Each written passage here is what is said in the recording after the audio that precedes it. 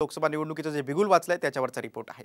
निवडणूक आयोगाने लोकसभा निवडणुकीच्या तारखा जाहीर केल्यात। 19 एप्रिल ते 1 जून पर्यंत देशात लोकसभा निवडणुकीची प्रक्रिया पार पडणार आहे। महाराष्ट्रात तुमच्या मतदारसंघातलं मतदान नेमक्या कोणत्या दिवशी होईल हे जाणून घेण्यासाठी पहा हा रिपोर्ट। लोकसभा निवडणुकीचं बिगुल वाजलं। 19 एप्रिल ते 1 जून पर्यंत 60 टप्प्यात मतदान। 19 अप्रैल को यहाँ वोटिंग होगी।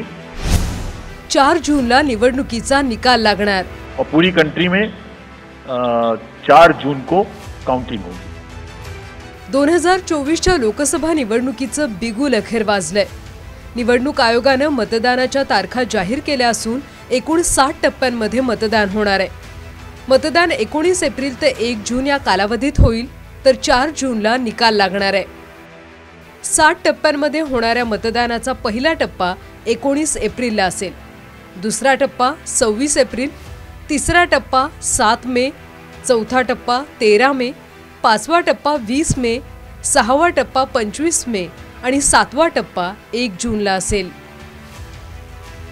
दरम्यान महाराष्ट्रात लोकसभा निवडणूक 5 टप्प्यांमध्ये पूर्ण होणार आहे। महाराष्ट्रात पहिल्या टप्प्यातलं मतदान 19 एप्रिलला होणार असून विदर्भातल्या 5 मतदारसंघात मतदान होईल।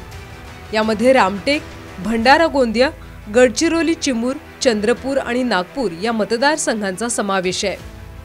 26 एप्रिलला 8 मतदारसंघात मतदान होणार असून यावेळी वर्धा, यवतमाळ, हिंगोली, नांदेड, परभणी, अकोला, अमरावती, बुलढाणा या मतदारसंघात मतदान होईल। 7 मेला तिसऱ्या टप्प्यात पुणे, बारामती, रायगड, सातारा, माढा, हातकणंगले, सांगली, कोल्हापूर, रत्नागिरी, सिंधुदुर्ग, सोलापूर, उस्मानाबाद, लातूरमध्ये मतदान प्रक्रिया पार पडेल। चौथ्या टप्प्यात 13 मेला नंदुरबार, जळगाव, रावेर, शिर्डी, अहमदनगर, छत्रपती संभाजीनगर, जालना, मावळ, शिरूर, बीड, पुणे इथं मतदान होईल। तर 5व्या टप्प्यात म्हणजेच 20 मेला मुंबई उत्तर, मुंबई उत्तर पश्चिम, मुंबई उत्तर पूर्व, मुंबई उत्तर मध्य, मुंबई दक्षिण, मुंबई दक्षिण मध्य, भिवंडी, पालघर, कल्याण, ठाणे, दिंडोरी, नाशिक, धुळे या मतदारसंघात मतदान होईल। दरम्यान लोकसभा निवडणुकीचं बिगुल वाजताच सत्ताधारी आणि विरोधकांमध्ये विजयाचे दावे प्रतिदावे केले जात आहेत। आज जे निवडणूक आयोगाने अत्यंत आदर्श आचारसंहिता लागू केली आहे, या सर्व आचारसंहितेचं पालन करून आपण निवडणूक लढूया। भारतीय जनता पार्टी सुद्धा आदर्श आचारसंहितेचं काटेकोर पालन करेल। कुठेही आचारसंहिता तोडली जाणार नाही याची काळजी राज्यातला सर्वात मोठा पक्ष म्हणून आम्ही घेऊ।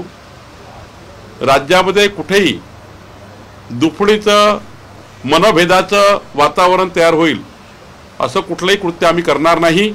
पारदर्शक निवडणुकांची गॅरंटी कोण देणार? मोदी देत आहेत। मोदी अनेक गॅरंटी देशाला देत आहेत, पण या देशात निवडणुका पारदर्शक पद्धतीनं होतील याची गॅरंटी मोदी देऊ शकतात का? मला वाटतं नाही, कारण मोदी आणि निवडणूक आयोग या एकाच नाण्याच्या 2 बाजू आहेत। मोदींनी गॅरंटी घ्यावी, निवडणुका खरोखर पारदर्शक ते करणार आहेत का निवडणूक आयोग हा इतर केंद्रीय तपास यंत्रणा किंवा केंद्रीय यंत्रणांप्रमाणे त्यांच्या हातातलं बावलं म्हणून त्यांना हवं तसं वागणार आहे।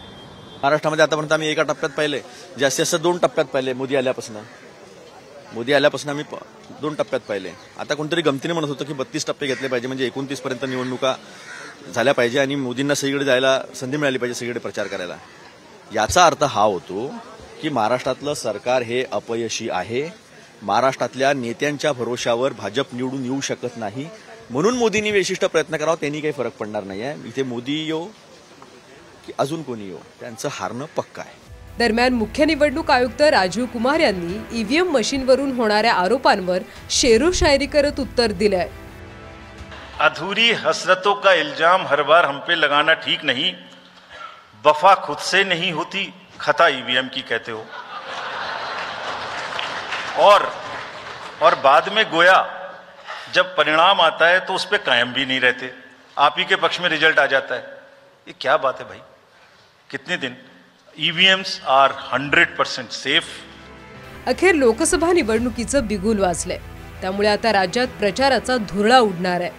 शिवसेना राष्ट्रवादीतल्या फुटीनंतर यंदाची निवडणूक विशेष ठरणार आहे। भाजपनेही 400 पारचा नारा दिलाय, पण महाराष्ट्राची जनता कुणाला कौल देणार हे पाहणं महत्त्वाचं ठरेल। हिरा ढाकणे, साम टीव्ही न्यूज, मुंबई।